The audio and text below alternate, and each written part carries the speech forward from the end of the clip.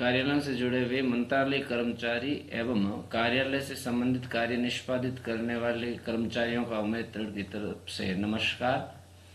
साथियों, वित्तीय वर्ष 2024-25 का संशोधित और आगामी वित्तीय वर्ष 25-26 का अनुमानित बजट प्रस्ताव जो कि बीकानेर निदेशालय के आदेशानुसार मांग लिया गया है, जिसके लिए भिन्न भिन्न जिलों के अंदर अलग अलग तिथियां घोषित की गई है, उस अनुसार अपने को अपने कार्यालय स्तर पर किस प्रकार से बजट प्रस्ताव को तैयार करना, उसके लिए आप साथियों के लिए बेहद आसान एक्सेल प्रोग्राम बनाने का काम किया है। और अब मैं यह अपेक्षा करूंगा कि आपको ये प्रोग्राम बहुत अच्छा लगेगा, इजी लगेगा और आप इसके अंदर आराम से अपना कार्य कर पाओगे।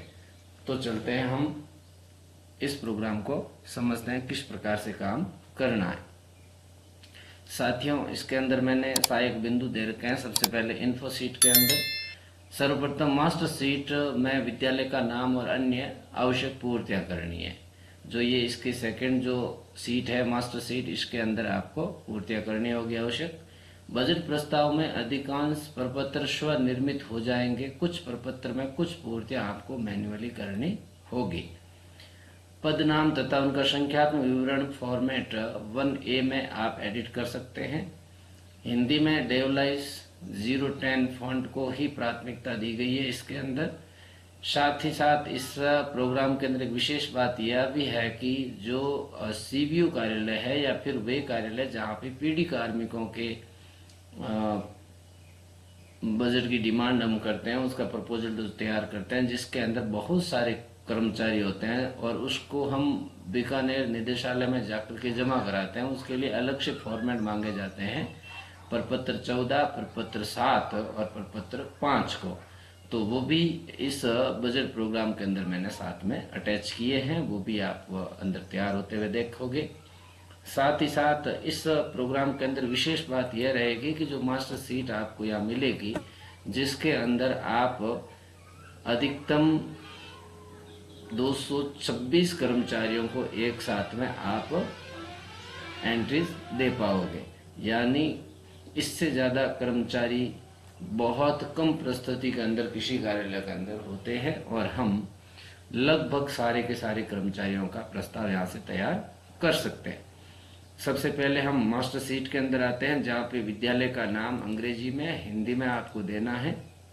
जो भी उस संस्था का प्रधान है उसकी डेजिग्नेशन को यहाँ से सिलेक्ट करना है, फिर इस संस्थान का नाम देना है। उसके बाद में ऑफिस ID और ये बजट अनुमान वित्तीय वर्ष, हालांकि 24-25 का तो पहले से यहाँ पे पीरियड मिलेगा।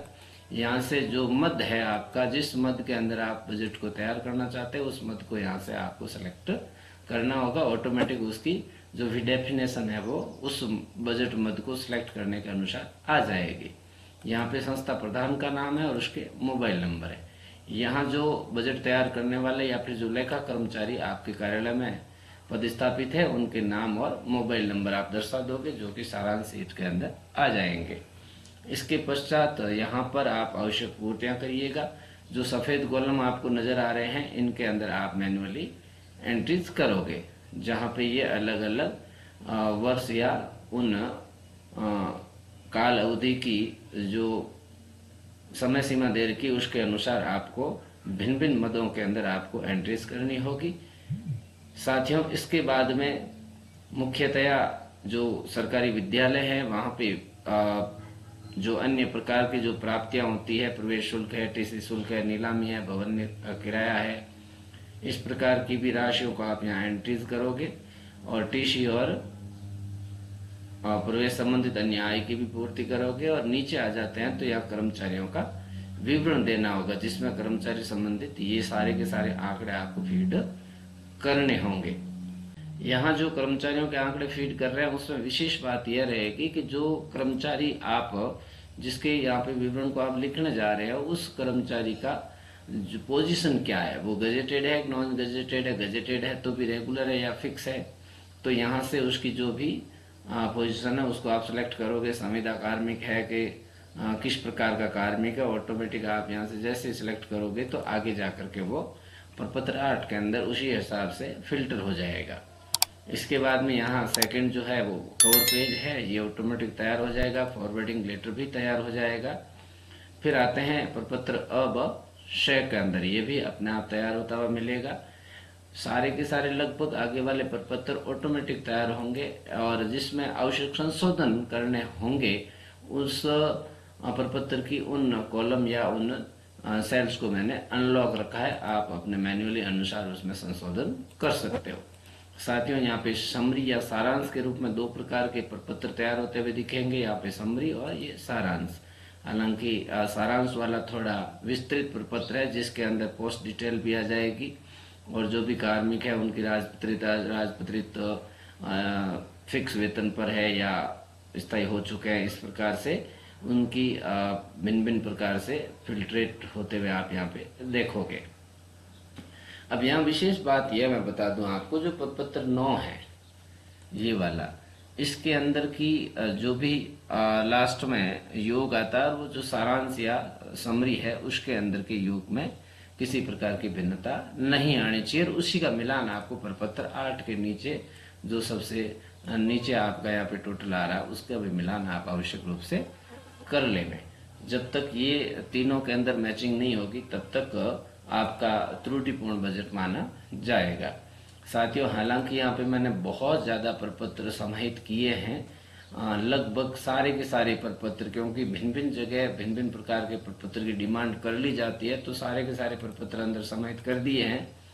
और कहीं बहुत कम स्तर पर बहुत छोटी फाइल को ही प्राप्त कर लेते हैं, वो आवश्यक रूप से प्रपत्र 8, प्रपत्र 9, सारांश और GA 2, 3 इनको ही महत्व देते हैं, या फिर कोई फिक्स कर्मचारी है तो उसका प्रपत्र ले लेते हैं, बोनस वाला ले लेते हैं, साथ ही साथ जो PL सरेंडर वाला है वो वाला, लीव एनकेसमेंट वाला, रिटायर्ड होने वाले कर्मचारियों संबंधित, इस प्रकार के 5-6 प्रपत्र को ही चुनिंदा रूप से लेते हैं।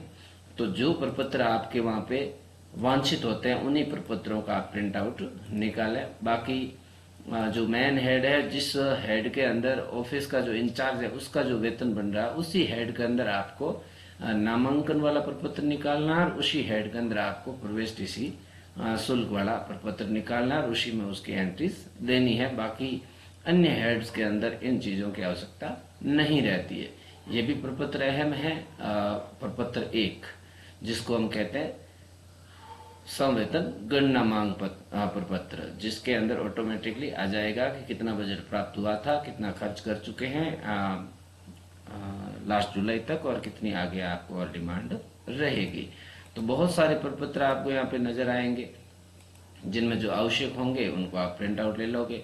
यहाँ अवकाश नकदी करण भुगतान वाला है, जो कि रिटायर्ड हो रखे और होने जा रहे कर्मचारियों से संबंधित होगा। ये लिवरीज का है, जो 4th ग्रेड कर्मचारी होते हैं उनकी वर्दी से संबंधित है। ये वाला प्रपत्र फिक्स कर्मचारियों का, वो भी ऑटोमेटिकली यहाँ पे तैयार होगा, और इनके जो भी संबंधित आगामी या फिर इस चालू वित्तीय वर्ष में जो एरियर का जो भुगतान होने लायक होगा वो भी ऑटोमेटिकली यहाँ पे कैलकुलेट हो जाएगा, और वो एंट्रीज यहाँ प्रपत्र 8 के अंदर आ जाएगी। और साथ ही साथ DA एरियर की भी गणना हो जाएगी। जो संविदा कार्मिक है ऑफिस से संबंधित, जो ज्यादातर PD हेड के अंदर इनका वेतन बनता है, उसकी भी गणना हो जाएगी। साथ ही साथ ये जो प्रपत्र 14 है, प्रपत्र 7 है, और ये प्रपत्र 5 है, मैंने पहले आपको बता दिया, ये 3 प्रपत्र PD संबंधित है, जो कि CPU कार्यालय के लिए अति महत्वपूर्ण रहते हैं। और लास्ट प्रपत्र है बोनस की गणना का। तो जो रिक्त पद है उनको भी हम बोनस की गणना के अंदर मान के चलते हैं, क्या पता वो कभी भी पद भरा जा सकता है। तो मैं उम्मीद करता हूं आपको ये प्रोग्राम बहुत शानदार लगेगा और आप अपना काम बहुत इजी वे से कर पाओगे। मेरी आप सभी से गुजारिश रहेगी कि मेरे इस YouTube चैनल को ज्यादा से ज्यादा लाइक करें, सब्सक्राइब करें, और इस प्रकार के जो काम के वीडियोज होते हैं उनको आप आवश्यक रूप से आगे शेयर करें। यही आपका सहयोग मेरे लिए पुनर्बलन रहेगा। फिर मिलते हैं कभी एक नए प्रोग्राम के साथ। आप सभी को राम राम, जय हिंद, वंदे मातरम।